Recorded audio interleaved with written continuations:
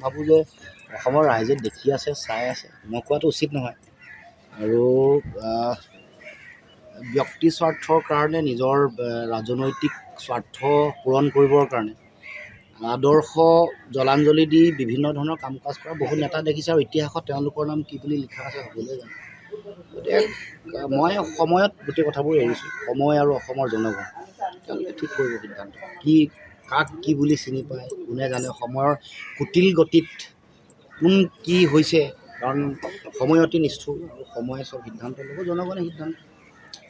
আজি মুখ্যমন্ত্ৰীয়ে কৈছে যে যিখন নতুন দলং হৈ আছে ফেব্ৰুৱাৰীত যিখন ইন'ভেশ্যনৰ কথা, সেইখনত কমাৰ্চিয়েল ভেহিকেলৰহে মানে টোলত পইচা দিব লাগিব, তেওঁ ছমাহ আগতেই কৈ থৈছিলে, গতিকে ভুল ব্যাখ্যা হৈছে এনেকুৱা ধৰণৰ কথা কৈছে। টোল এতিয়া তেওঁলোকৰ লক্ষ্য ২৭খন টোল। নিৰ্বাচনৰ অহা আগে আগে দুখন উপহাৰ দিলেই, এখন খোৱাঙত দিব খুব সোনকালে, আৰু এখন ইতিমধ্যে দিছে। গতিকে অসমৰ জনগণৰ ওপৰত যি ধৰণৰ কৰৰ বোজা চলিছে, টোল টেক্সৰ যিটো বোজা, অসম এনেও অসমৰ অৰ্থনৈতিক অৱস্থা যিটো অত্যন্ত ভাল নহয়। আমি দেশৰ মানে যি ৰাজ্যসমূহৰ ভিতৰত অৰ্থনৈতিকভাৱে অতি পিছপৰা ৰাজ্য, উৎপাদনশীলতা আমাৰ একেবাৰে শূন্য। দিল্লীৰ ওপৰত আশা পালি থাকিব লাগে। ২০২৬ চনৰ মাৰ্চ মাহৰ ভিতৰত ২,১৬,০০০ কোটি টকা ঋণৰ বোজা হ'ব। তাৰ মাজত আকৌ ভোটৰ ওপৰত দানহ পৰা দি এনেকৈ টোল যেনেকৈ টেক্স লগাইছে, কমাৰ্চিয়েল ভেহিকুলেই হওক, সাধাৰণ মানুহেই হওক, টোলৰ সংখ্যা বাঢ়ি গৈ আছে। ২৭খন তেওঁলোকৰ লক্ষ্য, ২৭খন হ'ব। এই টোলৰ টেক্সে অসমৰ জনগণক এটা ভয়াৱহ ভৱিষ্যতলৈ ঠেলি দিছে।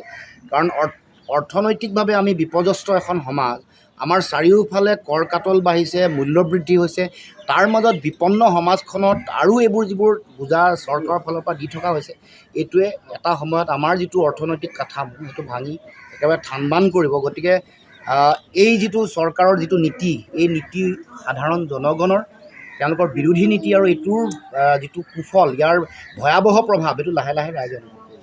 এতিয়া অখিল গগৈ ৩১ জানুৱাৰী মানে ভিতৰত কংগ্ৰেছক মানে ভাগ বতৰা যদি নহয় মানে দিগদাৰ হ'ব বুলি কৈ আছে, মানে এটা ডেডলাইন দিয়াৰ নিচিনা আছে ৩১ জানুৱাৰী। নহ'লে সিহঁতি নিজাববীয়াকৈ প্ৰাৰ্থী তালিকা ঘোষণা কৰিছে। এইটো অখিল গগৈ ডাঙৰীয়াক সুধিলে ভাল হ'ব। তথাপিও আমি ভাবোঁ যে এইটো মিত্ৰতাৰ যিটো বিষয়, এইটো আৰম্ভ মানে সোনকালে শেষ কৰিব লাগে, কাৰণ বৰ বেছিদিন নাই হাতত সময়। ২৭ মাৰ্চত নিৰ্বাচন হোৱাৰ, প্ৰথম নিৰ্বাচনটো পতাৰ, প্ৰথম পৰ্যায়ৰ নিৰ্বাচন পতাৰ লক্ষ্য আমি ভিতৰুৱাকৈ যিটো গম পাওঁ। ২৫ ফেব্ৰুৱাৰীৰ পৰা ২৭ ফেব্ৰুৱাৰীৰ ভিতৰত মানে অধিসূচনা জাৰি হ'ব, আমাৰ ভিতৰুৱা যিটো তথ্য। আৰু এইবাৰ চৰকাৰে লক্ষ্য ৰাখিছে, এটা ফেজতে পাৰি নেকি চেষ্টা কৰিছে, কিন্তু সম্ভৱতঃ নোৱাৰিব প্ৰায়োগিকভাৱে, কাৰিকৰীভাৱে যিটো সম্ভৱ নহ'ব। গতিকে কিন্তু এবাৰ দুটা ফেজ, আৰু বিহুৰ আগতে শেষ কৰাৰ লক্ষ্য, যাতে বিহুত জুবিন গাৰ্গৰ প্ৰতি কৰা অন্যায় যাতে মানুহৰ মাজত পুনৰ মুকনি নুঠে। গতিকে এইখিনি কথা আমি খবৰ দিছোঁ। গতিকে মই ভাবোঁ যে এইটো সকলোৰে দায়িত্ব, কংগ্ৰেছ দলেই হওক বা সকলোৱে এই গোটেই বিষয়টো সোনকালে মিত্ৰতাৰ বিষয়টোক আগবঢ়াই লৈ যাব লাগে। কাৰণ সময়ৰ লগে লগে ভোট ট্ৰেন্সফাৰ কথা জড়িত হৈ থাকিব, তাৰ লগে লগে কোঅৰ্ডিনেশ্যনৰ কথা আছে প্ৰতিটো দলৰ। কাৰণ বিৰোধীৰ ভোটবোৰ একে ঠাইতে পৰিবৰ কাৰণে তাৰপিছত আৰু বেলেগ বেলেগ ধৰণৰ কূট কৌশল থাকিবই। চৰকাৰৰ ফালৰ পৰা ভোট বিভাজন কৰিবৰ কাৰণে বেলেগ বেলেগ প্ৰাৰ্থী প্ৰক্ষেপ কৰা, এই ধৰণৰ কথা বতৰাবোৰৰ মাজত আমি আমাৰ যিটো লক্ষ্য, এই লক্ষ্যত আগবাঢ়ি যাবলৈ হ'লে মই ভাবোঁ যে এই বিষয়টো সোনকালে নিষ্পত্তি কৰাৰ প্ৰয়োজন। সেই ৩১ জানুৱাৰীৰ ভিতৰত কৰাটোৱে আপুনি ছাপোৰ্ট কৰিছে? মই সেইটো কথা কোৱা নাই, মই কৈছোঁ সোনকালে শব্দটো ব্যৱহাৰ কৰিছোঁ। ডেডলাইন কথাটো আমি কেতিয়াও কোৱা নাই, আৰু সেইটো অখিল গগৈ ডাঙৰীয়াকে সুধিব।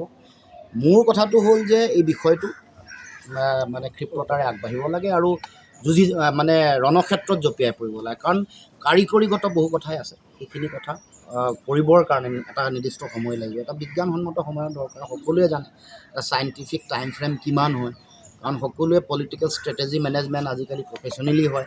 কিমান দিন এটা মানুহৰ মাজত লাগে, এটা মানে অৰ্গেনিকেলি মানুহৰ মাজত গোটেই বিষয়টো আগবাঢ়িবলৈ। গতিকে এইবোৰ কথা মই ভাবোঁ যে সকলোৱে জানে, সকলো বিজ্ঞ। মই কেৱল মাত্ৰ আহ্বানটো, যিটো বুজি পাইছোঁ, যিটো উপলব্ধি সাধাৰণ জনগণৰ মাজত থাকি যিটো উপলব্ধি, সেইটোহে মই ব্যক্ত কৰিছোঁ।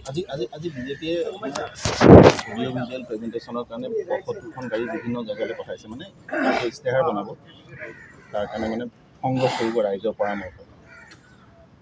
চৰকাৰী যন্ত্ৰটো কৰিয়ে থাকিব, তেওঁলোকৰ অফুৰন্ত পৃথিৱীৰ আটাইতকৈ ধনী ৰাজনৈতিক দল, শাসনত থাকিলে যিকোনো সম্ভৱ।